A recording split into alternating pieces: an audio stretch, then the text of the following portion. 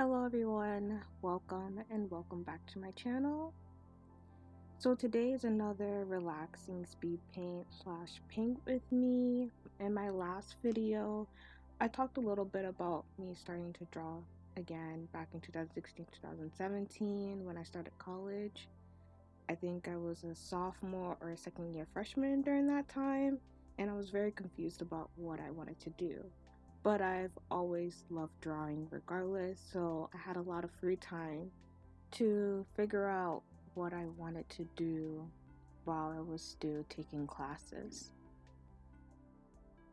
Later, when I record a sketchbook tour, I also want to talk about my college experience, my college journey, why I continue to be creative while basically studying science.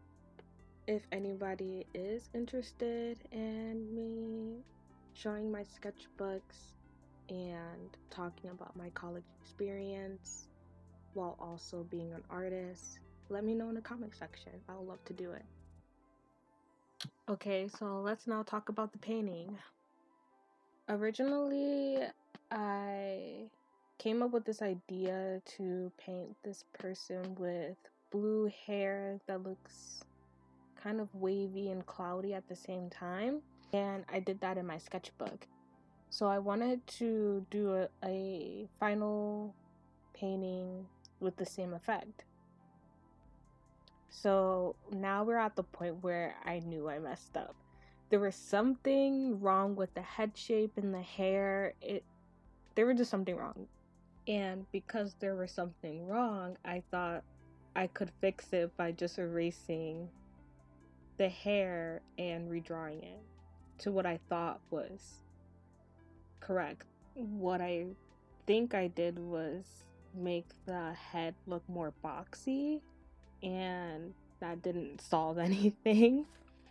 So I just continued on painting because I still had the idea in my head and I just wanted to get it out and play around with the hair. Basically, I just did this painting just so I could do the hair. And that's okay, you know. Sometimes we make mistakes, but doesn't mean that we just throw away the whole painting.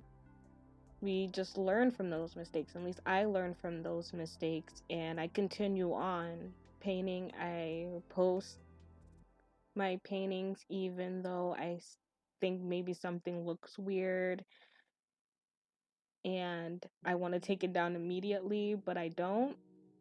And that's because sometimes when you look at your artwork, you can see the imperfections, but other people don't really see them unless you point it out to them. And you've probably heard this a lot before.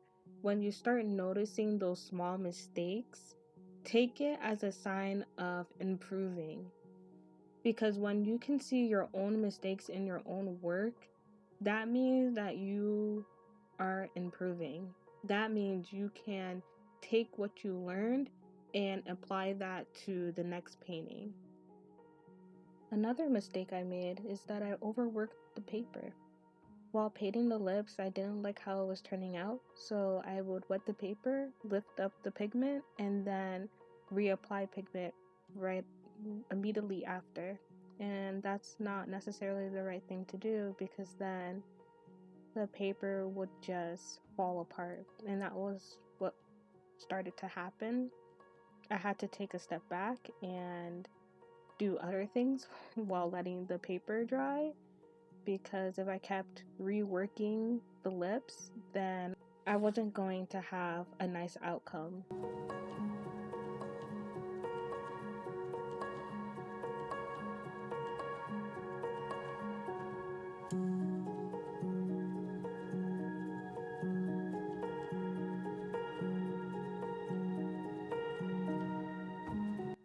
At this point, I wanted to bring the paper closer to myself and for you all to see where I was with the face. I thought I was almost done with it at this point, and there was only a couple of finishing touches that I do to the lips and then later to the face again, but off camera.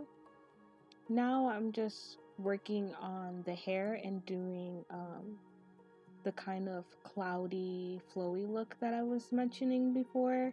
So what I did was I completely wet the paper and I did a wet on wet method. At least that's what I think it's called, the wet on wet method, wet paper, wet pigment, or wet paper, wet brush, I'm not sure. I do the wet on wet method because I feel like hair has such a flowing element to it. At least when I paint hair, I always want it to have a flowing element to it.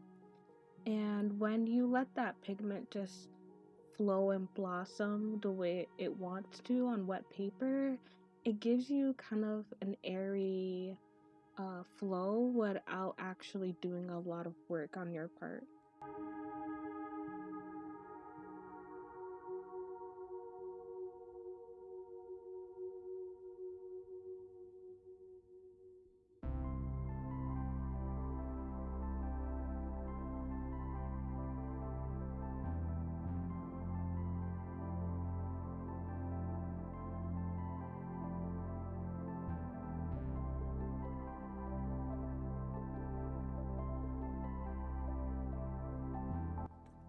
So the next day, I realized that the painting looked kind of blank. There was a lot of extra room, so I added a couple of flowers. Lately, I've been really into botanical artwork because I just love that high level of detailed work that goes along with botanical art, but I don't often do very detailed flowers, or I don't paint them very detailed. I kind of just drop in color and just let it be. So just let me know, do you think that that kind of style of high detail and then not so detailed would work together in a portrait? I want to try it out, but I'm not sure if my skill levels are up to par yet.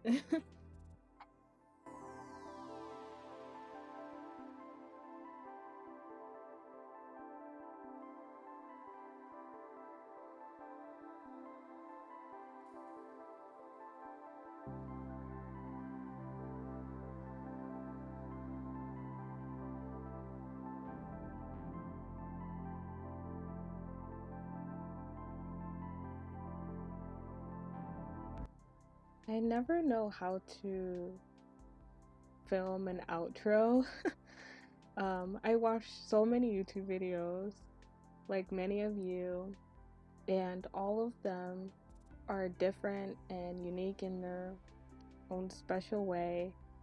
And I'm just trying to figure out how to say bye, and I can't. I don't know what it is about saying bye. It's so weird. And now I'm rambling. So this is where I'm gonna leave you to enjoy the music and the rest of the video. If you're interested in seeing the final painting, check it out on my Instagram. All the links are in the description. And I hope to see you all there. Thank you for watching. See you in the next one. Bye.